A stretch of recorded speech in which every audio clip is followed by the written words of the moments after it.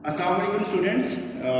आज हम chapter number 4 ये कोड 1 to 3 में है और चैप्टर नंबर 6 कोड 113 में है। इसको करने जा रहे हैं। ये चैप्टर बहुत इंपॉर्टेंट है स्टूडेंट्स। चैप्टर का नाम है जनरल आइडेंटिटीज। ठीक है स्टूडेंट्स, ये वही जो पिछला चैप्टर आप लोगों ने ट्रिग्नोमेट्री का पढ़ा है उसी के साथ ही रिलेट करेगा। तो सबसे पहला इसमें जो एक इम्पॉर्टेंट पॉइंट है वो है फंडामेंटल लॉ ऑफ ट्रिग्नोमेट्री।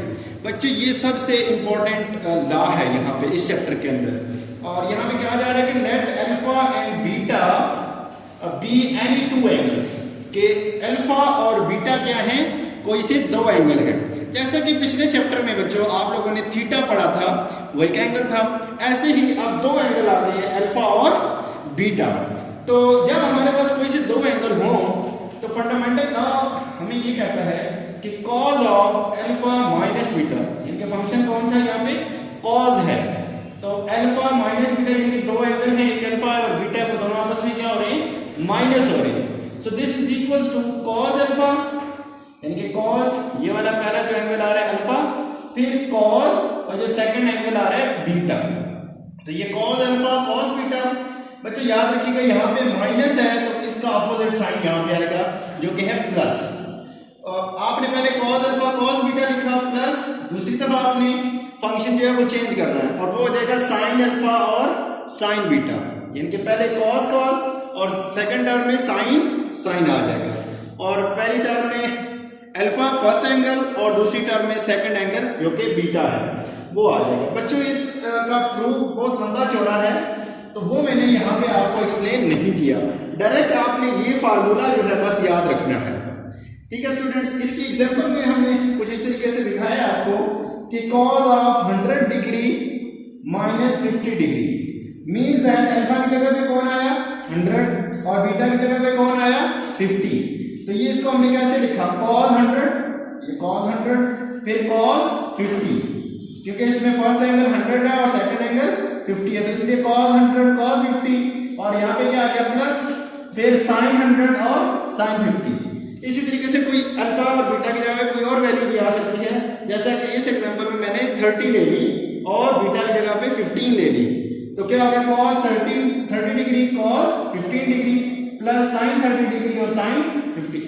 आप इन तीनों में देख रहे हैं कि हमने अल्फा को वेरी कराया है, चेंज किया है, लेकिन फार्मूला वही रहा। पहले cos 2 दफा आया और अगले टर्म में sin 2 दफा आया। तो cos फर्स्ट टाइम में हमने पहला जो एंगल था 100 वो लिखा और फिर जो सेकंड एंगल था वो लिखा। ठीक है स्टूडेंट्स, इसके बाद आपके पास जो इंपॉर्टेंट चीज है वो एक टेबल है। बच्चों ये वैल्यूज आप लोगों ने याद करनी है। ये इस वीडियो में जितना भी काम आपको बताया जा रहा है ये आपने याद करना है। ठीक है, तभी आपके अगले जो क्वेश्चंस हैं इस चैप्टर की जो एक्सरसाइजेस हैं उसमें आप लोग परफॉर्म कर सकोगे। तो टेबल ये है कुछ इस तरीके से है कि trigonometric functions and there values, means के ट्रिग्नोमेट्रिक फंक्शंस हैं इस टेबल के अंदर और उनकी वैल्यूज हैं। अब देखिए मैंने यहाँ पे लिखा थीटा पहली रो में। थीटा का मतलब बच्चों एंगल होता है, तो एंगल कुछ इस तरीके से 0 डिग्री और 30 डिग्री, ये स्टैंडर्ड एंगल्स हमने ले लिए। ठीक है, हालांकि एंगल में तो मजीद आप 10 डिग्री भी ले सकते थे, 15 डिग्री भी, लेकिन उसको हमने यहाँ पे नहीं शामिल किया इस टेबल में। जस्ट स्टैंडर्ड वैल्यूज जो कि हैं 0 डिग्री 30 डिग्री 45 डिग्री 60 डिग्री और 90 डिग्री, हमने इन 5 वैल्यूज को यहाँ पे डिस्कस किया है।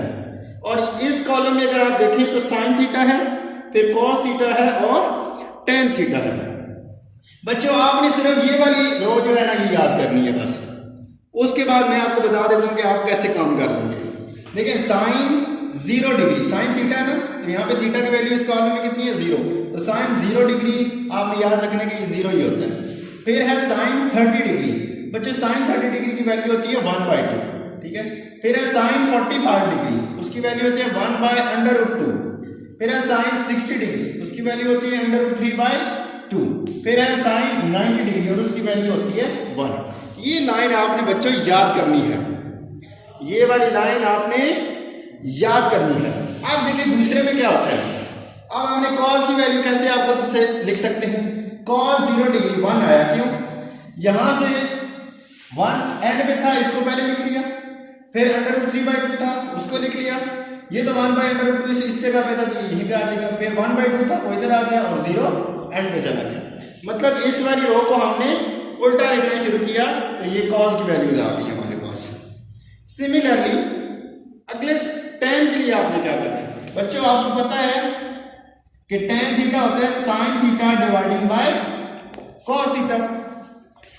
तो ये tan है, sin डिवाइडिंग बाय क्या करेंगे cos, तो sin की वैल्यू 0 है डिवाइडिंग बाय 1, 0 और 1, 0 के नीचे कुछ भी हो तो आंसर क्या रहता है 0, तो इसलिए यहां पे क्या आ गया 0।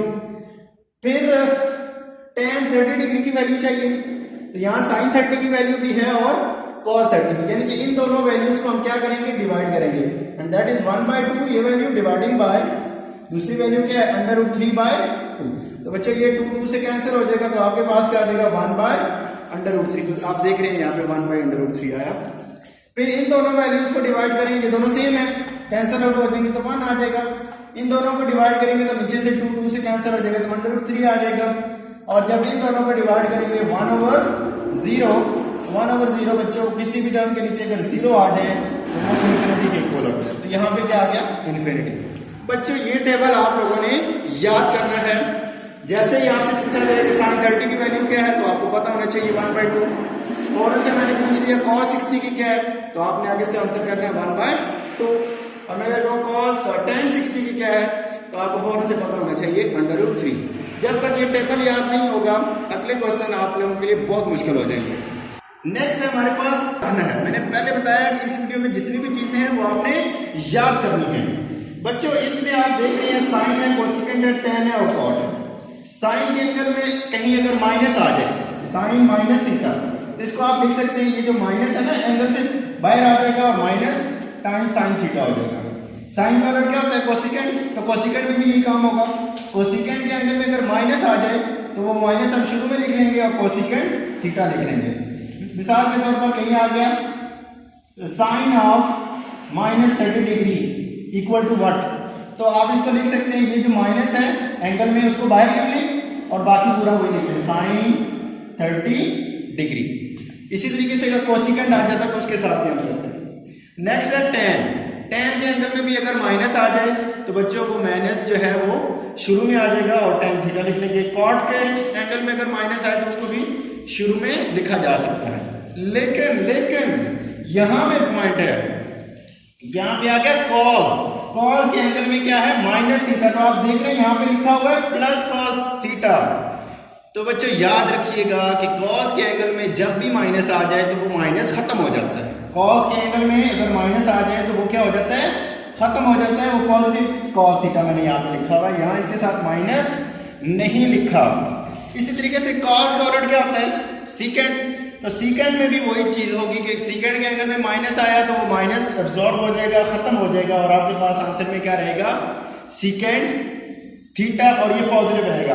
तो आपने देखा कि साइन कोसेकेंट tan और cot इन चारों में जो अगर एंगल में माइनस आ जाए तो वो क्या होता है शुरू में आ जाता है, जबकि cos और सीकेंट के एंगल में अगर माइनस आ जाए तो वो खत्म हो जाता है। ठीक है स्टूडेंट्स।